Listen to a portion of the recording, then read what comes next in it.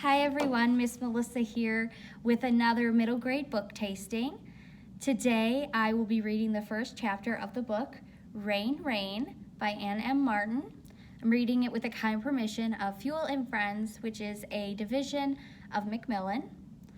For those of you who are interested, the Lexile level for this book is 720, the guided reading level is V, and the AR book level is 4.3, and it's worth 5 points.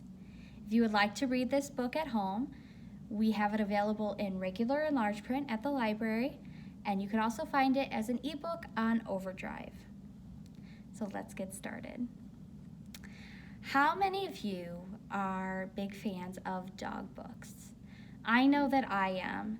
I really enjoy reading about the love and friendship between a dog and a human, and how special it is, probably because I have my own dog and I love her so much. And that is a big part of this book. So if you're a dog person, this is the book for you. It starts off, it's about a little girl named Rose. She's 11, almost 12. She lives alone with her dad, and her dad's not really around very much. A big thing about Rose is she is obsessed with homonyms and homophones. Now, if you guys don't know what that is, it is words that sound the same but have different meanings. And they could be spelled different or they could be spelled the same. So right here, the title of the book itself is homophone.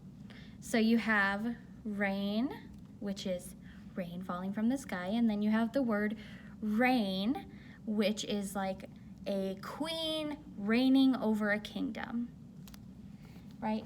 So Rose is absolutely obsessed with these. And if you read the book, you notice that throughout, any time that a word has another word that is spelled the same or sounds the same, she will point it out. And I just really love that. I think that's really different in the book. And basically the book follows how Rose finds a little stray dog in the rain and makes it her best friend. And it shows what real friendship is and what you'll do for your best friends. So I'm going to give you a taste of Rain, Rain with the first chapter. 1. The first part. Chapter 1.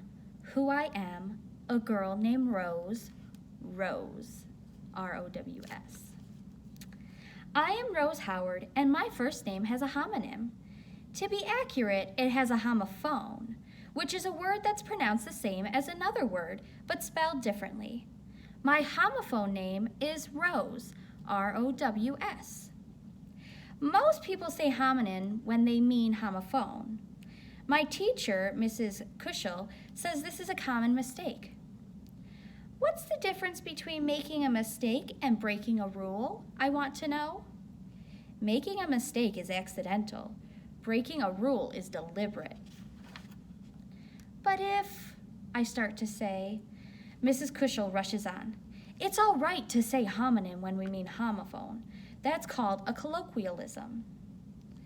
Breaking has a homonym, I tell her. Breaking, B-R-A-K-I-N-G. I like homonyms a lot, and I like words, rules and numbers too. Here is the order in which I like these things. Number 1, words, especially homonyms. Number 2, rules. Number 3, numbers, especially prime numbers. I'm going to tell you a story. It's a true story, which makes it a piece of nonfiction. This is how you tell a story. First, you introduce the main character. I'm writing this story about me, so I am the main character. My first name has a homonym, and I gave my dog a homonym name too. Her name is Rain, R-A-I-N, which is special because it has 2 homonyms, Rain, R-E-I-N, and Rain, R-E-I-G-N. I will write more about Rain in Chapter 2. Chapter 2 will be called My Dog, Rain, Rain, Rain. Something important about the word right is that it has 3 homonyms. Right, R-I-G-H-T, right, R-I-T-E, and right, W-R-I-G-H-T. That's the only group of 4 homonyms I've thought of. If I ever think of another 4 homonym group, it will be a red letter day. I live with my father, Wesley Howard, and neither of his names has a homonym. From our porch, you can see our front yard and our driveway and our road, which is called Hud Road. Road has 2 homonyms, road, R-O-W-E-D, and road, R-O-D-E. On the other side, S-I-G-H-E-D, of the road is a little forest, and through the trees you could see the New York Thruway. The word sea has a homonym, C, S-E-A. But even better, seas, S-E-E-S, has 2 homonyms, seas, S-E-A-S, and seas, S-E-I-Z-E. I'm in 5th grade at Hatford Elementary. There's only one elementary school in Hatford, New York, and I'm only one fifth grade classroom in the school, and I'm in it. Most of my classmates are 10 years old or about to turn 11. I'm almost 12 because no one is sure what to do with me in school. I've stayed back for 2 semesters, which is a total of 1 year. 1/2 plus 1/2 equals 1. Some of the things I get teased about are following the rules and always talking about homonyms. Mrs. Liebler is my aide, and she sits with me in Mrs. Kuschel's room. She sits in an adult-sized chair next to my 5th grade-sized chair and rests her hand on my arm when I blurt something out in the middle of math. Or if I whap myself in the head and start to cry, she'll say, "Rose, do you need to step into the hallway for a moment?" Mrs. Lieber tells me that there are things worth talking about besides homonyms and rules and prime numbers. She encourages me to think up conversation starters. Some conversation starters about me that do not have anything to do with homonyms or rules or prime numbers are, I live in a house that faces northeast. After I say that, I ask the person I'm trying to have a conversation with, and which direction does your house face? Down the road, 0.7 miles from my house, is the J&R garage, where my father sometimes works as a mechanic, and 0.1 miles farther along is a bar called the Luck of the Irish, where my father goes after work. There is nothing between my house and the J&R garage except trees and the road. Tell me some things about your neighborhood. I have an uncle named Weldon, who is my father's younger brother. And who else is in your family? My official diagnosis is high-functioning autism, which some people call Asperger's syndrome. Do you have a diagnosis?